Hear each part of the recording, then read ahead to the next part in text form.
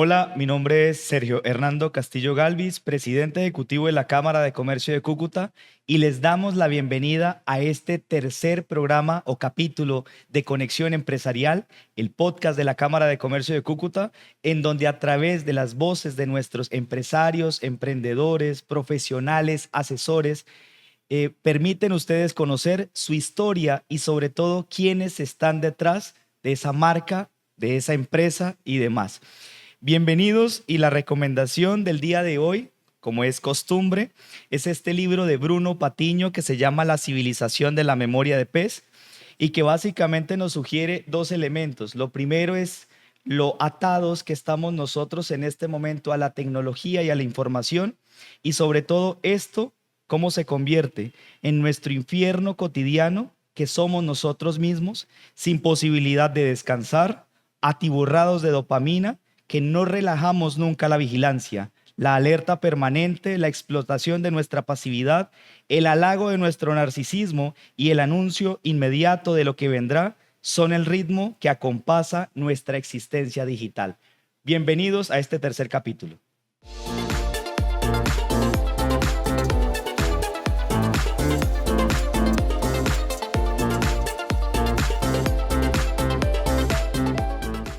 Y a continuación les presentamos nuestra invitada, quien es empresaria, profesional, asesora, pero además profe, y seguramente la conocerán a continuación.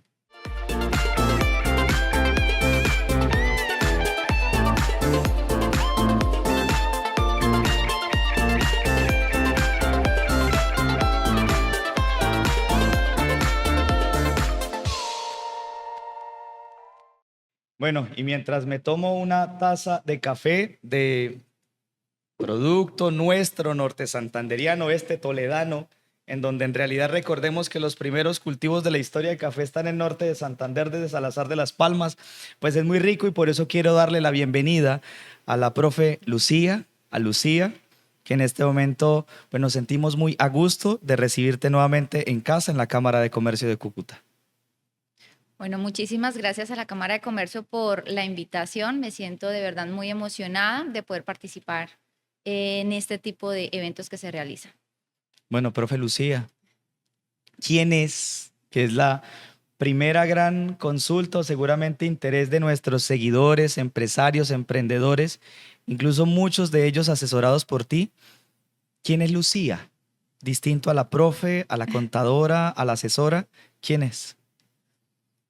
Bueno, no es una pregunta como muy fácil, ¿no? Cuando a uno le dicen, bueno, ¿quién es usted? Uno como que se cuestiona y llega a ese gran interrogante, pero lo puedo llegar a simplificar como que Lucía Mora es una mujer soñadora, arriesgada y posiblemente muy exigente. Podría llegar a decir Sí. que demasiado exigente con el entorno y con ella misma.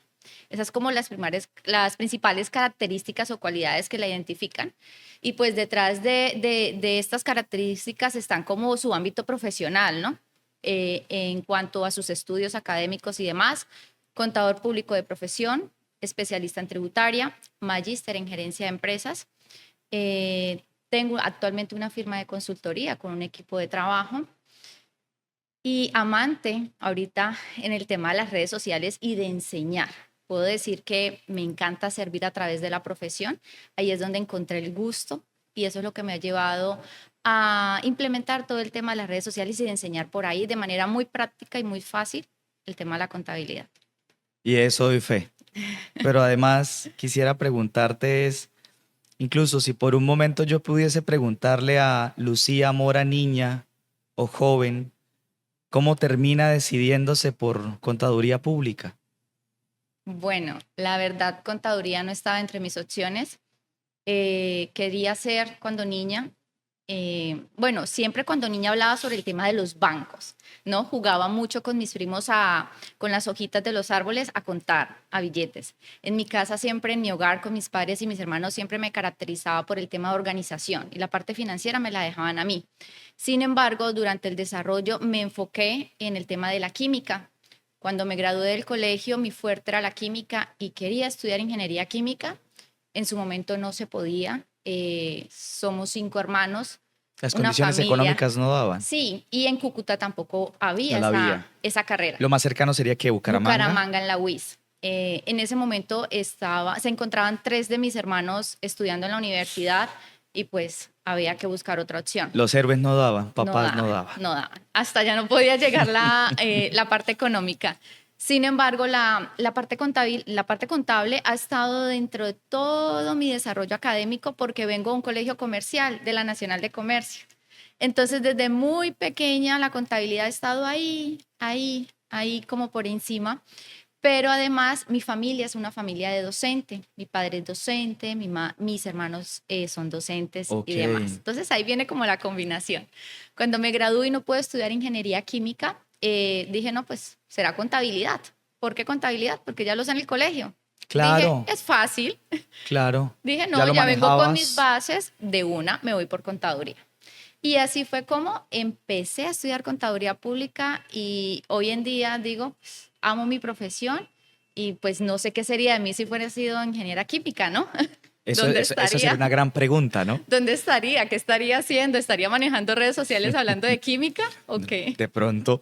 Pero ahora, digamos que bajo ese ejercicio y escuchándote y sobre todo viéndote y siguiéndote en redes sociales, es que quisiera preguntarte hasta qué punto inclusive la contaduría se volvió una necesidad vital al desarrollo correcto, incluso como ser humano, como persona, como familia, como empresa, porque a veces lo asociamos solamente a empresarial y de pronto no, conecta incluso desde mi propia contabilidad como Ujú, persona. correcto. Realmente es una necesidad vital. Sí, sí es una necesidad porque tal vez en algunas situaciones, digamos que tergiversamos la información. No solamente es en tema tributario, Muy ¿sí? bien, Piensan que el contador es trabajar en función de DIAN y presentar obligaciones y pare de contar. Pero la contabilidad va más allá. Hay muchas personas que a ciencia cierta o a conciencia, no manejan el tema de las finanzas personales, no saben ni cómo están, les llega su sueldo, tiene sus ingresos y a final de mes dice, no me alcanzó, total. no tengo cómo pagar mis obligaciones. Entonces, la contabilidad es más, debería verse desde el punto financiero. Ven, ¿cómo estás? ¿Estás funcionando? ¿Para qué estás trabajando? ¿Para pagar obligaciones y ya? ¿O para qué trabajas? De acuerdo. Ahí es donde tenemos que ver el tema de la contabilidad. Fantástico. Ahora, Lucía Mora, ¿en qué momento? Porque enseñar es una vocación, ¿no, Lucía? O Sí, sea, totalmente. enseñar es servir, enseñar es una expresión de amor con el otro, porque que alguien nos enseñe algo es una enorme gratitud, ¿no? Pero ¿cómo das ese paso? Pues sabiendo que tus papás, sí, o sobre todo tu papá y tus hermanos, Ujú. pero cómo Lucía Mora dice, ve, quiero enseñarle a las personas a través, primero de pronto de forma física, pero ahora con redes sociales quiero enseñarles. ¿Cómo fue ese paso? Bueno, una frase que repito mucho es servir a través de la profesión, ¿listo? Y a través de ello, ¿qué sucede? Cuando fui a ser docente, y tengo que comentarlo porque tengo que decirlo, una de las cosas que mi papá en el hogar me decía es que, y nos decía a todos, es que él no quería que ninguno de los hijos fuera docente. Era una frase que a nosotros nos impactó y en esos momentos la recuerdo. ¿Y por qué decía que no quería que ninguno de los hijos fuera docente? Porque básicamente la docente nunca, hasta ahorita, pero en unos tiempos no fue muy bien valorada. Al docente se le pagaba mucho tiempo después, pasaban meses y meses. Era una cantidad mínima lo que le cancelaban. Un hogar donde el único sueldo es el del padre, con 5 hijos. Entonces él en medio de su situación decía, yo no quiero que mis hijos sean docentes. Siempre nos decía eso. Y después de eso, cuando ya vamos 4 que somos docentes, en las reuniones él se queda como que, ay, yo dije eso si ya tengo a 4 ubicados en esto. ¿Cómo es ese paso finalmente? Inició a ser docente muy joven, cuando tenía 25 años, inicié a la universidad como docente, pero pues también tengo que decirlo, para ser docente tenía una persona detrás y tengo una persona que está detrás ahí todo el tiempo. Y en ese momento, el que me impulsó fue mi esposo. Tienes que ser docente. De al amor, tienes que ser docente. Ya a mis 25 ya estaba casada. Ok. Entonces, él decía, mira, tienes que ser docente. Y yo como que, bueno, está bien, vamos a ver. Toqué las puertas de la universidad, ya contaba con un posgrado, me pasé los filtros contaba la experiencia y la educación, pasé los filtros y ahí inicié mi carrera como docente. Cuando tenía 25, ya llevo 5 años como docente en las universidades. Pero para dar ese paso a la universidad, que es algo que la gente no sabe, yo tuve que haber pasado por institutos. Tuve que darle clases a personas adultas, dar clases de 6 a 10 de la noche, dar clases los domingos, porque en la universidad te dejan ser docente si ya tienes Claro, experiencia, porque vas a educar. claro. Entonces, inicié enseñando en técnicos o en cursos cortos. Ese fue como mi paso. Ahora, y el salto a las redes sociales, porque también es un mensaje pues a nuestros seguidores, comerciantes, emprendedores y empresarios, ¿no? Que en este momento la marca personal y el uso correcto de las redes sociales pues permiten también una dinámica de que el resto de gente nos conozca, ¿no? ¿Cómo fue ese paso de una docente tradicional hacia dar el salto? Porque yo creo que tú más que nadie me vas a entender, a veces sentir que le estoy hablando al teléfono es raro, ¿cierto? O Sí, que le estoy hablando claro. a una Verse cámara. una cámara es como que... Y aparte que uno es el que se da más, se critica más. En efecto. ¿Y ese paso cómo fue, profe Lucía? También tengo que informar, contarle. Está Ese bien. paso fue con mi esposo. Cuando inició con la docencia, fue pandemia.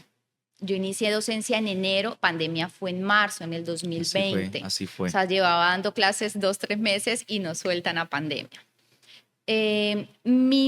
Mi área, muy fundamento es la tributaria, es como donde me desempeño, y yo no podía dar una clases hablándole a una cámara. O sea, yo tenía que explicar, Necesitabas tablero, tablerear, o sea, tenía que marcador. buscar la forma de que Eres a de mí el las profes que estudiante, llenan el tablero. tal cual, me encantan. Esos que tienen 2 tableros, los salones me fascinan. Y cuando inició con la docencia, él me decía, amor, o sea, te estás grabando, estás haciendo una videollamada, ¿por qué no lo publicas? Y yo, ay, no, eso es para mí, ¿cómo se le ocurre? Eso no es para mí. Mira, siga a esta persona, mire cómo lo están haciendo. Yo, ay, no, a mí eso no me gusta. Cuando una vez le hice caso, creé una cuenta ahí, X, y empecé a crear contenido. Cuando lo empecé a crear, pues no tenía nada, ninguna de las herramientas Pero fue en el mismo año 2020, en profe. el mismo año 2020. Y no tenía las herramientas y él era el que me grababa. Pero como él fue el que me inició en el proceso, me decía, no, amor, estás haciendo como muchas muecas, no estás hablando. Y eso terminaba en discusión. Ah, Siempre terminaba en discusión porque yo sentía que me estaba criticando, claro, no lo veía de una buena forma.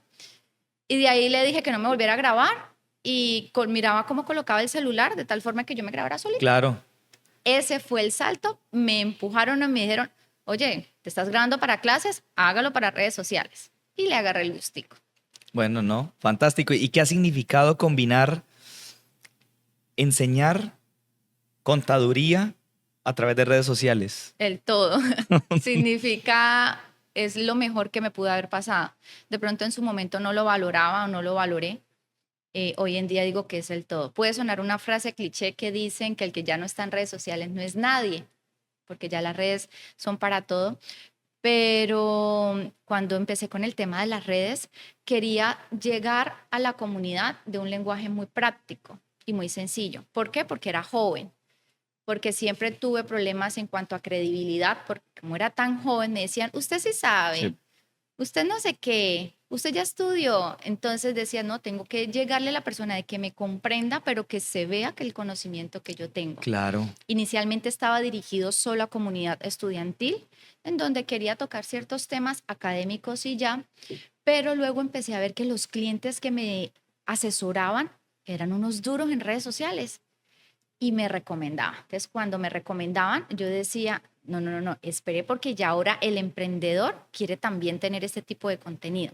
Entonces me salió un poco del tema solamente académico y empecé a trabajar un lenguaje que también le sirviera al emprendedor. Muy bien. Entonces dije, no, pues está bien, vamos a, ¿qué es lo que necesita un emprendedor para Muy tener su bien. empresa, para formalizar, para crecer? Y empecé a combinar ese tipo de contenido. Actualmente manejo ambas, académico y orientado al emprendedor, como que, porque yo le voy a hablar al emprendedor de renta, retenciones y demás, dirá, ¿y esto qué es? ¿Cómo se come? O se Entonces, asusta. exacto. Entonces lo que hago es combinarlo, Súper. graneadito. Está muy bien. Ahora, dentro de ese camino de ser profesora, Lucía, y de ser asesora de empresas, De pronto, ¿cuáles son los principales cuestionamientos que se hace el emprendedor a la hora de iniciar? Uy, Que tú la dijeras, primera pregunta, si es necesario contratar a un contador. es la primera. Uy, totalmente. Creo que es una de las primeras barreras. Cuando elevo una propuesta económica, lo primero es, no es que me parece costoso. ¿Y por qué me parece costoso? Porque yo nunca he pagado un contador. Entonces no consideran necesario el tener un contador en sus vidas. Y consideras, digamos, reafirmas que es así. Lo necesitan. El ¿Cómo contador es sabes? fundamental. Total, o sea, ¿cómo incluso calcularía una utilidad, por ejemplo, si no tiene la claridad de sus costos y de sus ingresos, ¿no? Para no ir tan lejos. Totalmente. ¿Cómo es mi forma de actuar en esas reuniones o en esos diagnósticos? Los llevo a ese punto del cuestionamiento.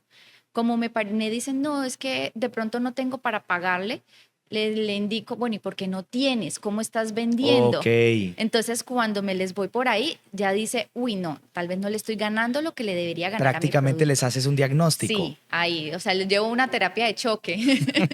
Y en ese Le momento digo cómo sí puede tener para contratarme.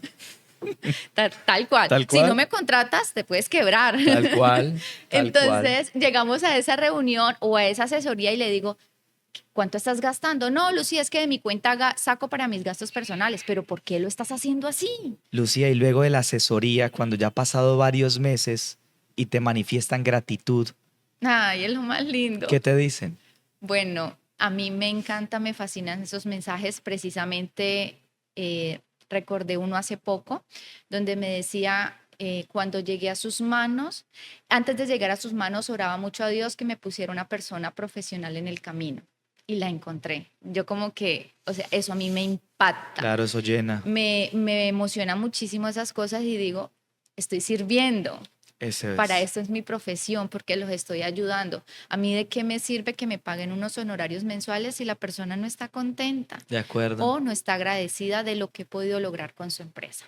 Ahora, Lucía, digamos que nosotros como incluso sociedad y como cámara, y sé que tú estarás de acuerdo conmigo, nos enfrentamos a una dinámica de informalidad, incluso también empresarial. Normalmente son de los primeros cuestionamientos que te puedan hacer como contadora. ¿Realmente necesito la Cámara de Comercio? Totalmente. ¿Por qué indico esto? Las personas al momento de crear una empresa consideran que creé empresa con solo matricularme. O sea, fui a la cámara y ya soy un empresario, De dicen así. acuerdo.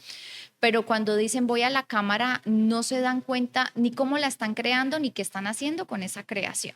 Entonces, algo muy elemental, el tema de creación, ustedes tienen, o los emprendedores tienen que especificar el tema de los activos. Entonces dice, pero es que yo para qué lo voy a pagar a la Cámara de Comercio si a mí la Cámara no me ofrece nada. Dígame cuál es la garantía que yo tengo, si así puedo funcionar, tenga un millón en activos o tenga menos o tenga más, a mí me va a seguir funcionando.